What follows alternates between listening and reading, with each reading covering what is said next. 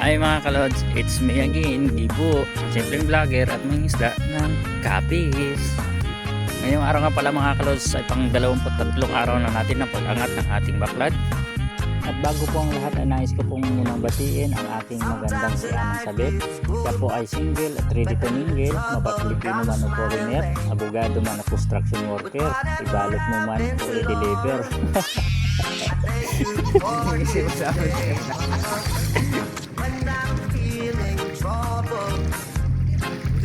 Yan siya no yo.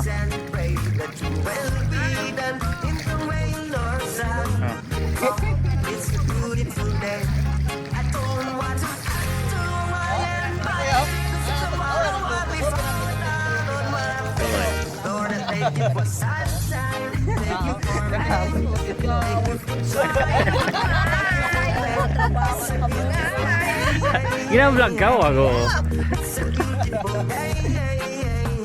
At dako na po tayo sa ating kuha ngayong araw. At ito ang ating mga kuha mga kalods.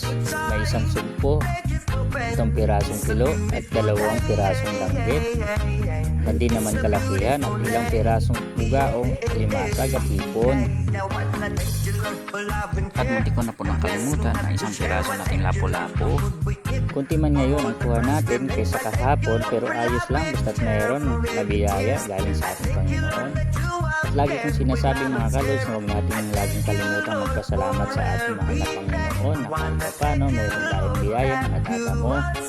At sabi nga sa Bible, Salmo 46, versikulo 1, ang Diyos ang ating kanlungan at kalakasan, siya'y laging nakahandang sa maglolo sa oras ng kagipitan. At ika nga ni Ernie Butol, Ernie Baron, ang buhay ay wither laang. Mali tuloy. At kung saan man naaabot ang aking video mga kalods, pwede bang makahingi ng like and share? Malaking tulong na po sa amin yung mga content creator. At kayo na po bahala tapusin ang video kong to. Salamat po sa inyo.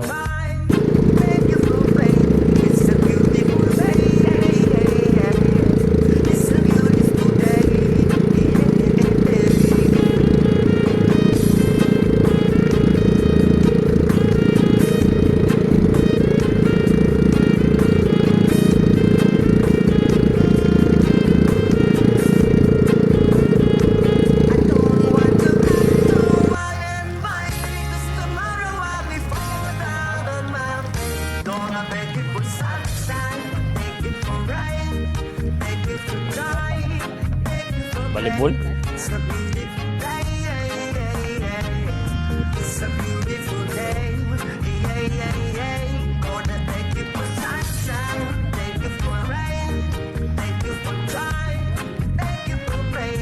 Grabe kita silaw.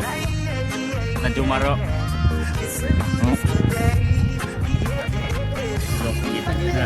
Guys, ay mga kalods, naman tayo. Tayo maglalakad na naman. Kasama na naman ang ating may huwagang baldi.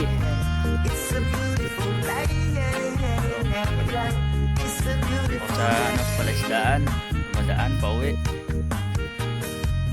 Ngayon na yung kuha natin mga kalods. Kaya hanggang dito na lang muna mga kalods. Salamat sa inyong panonood. Bye bye.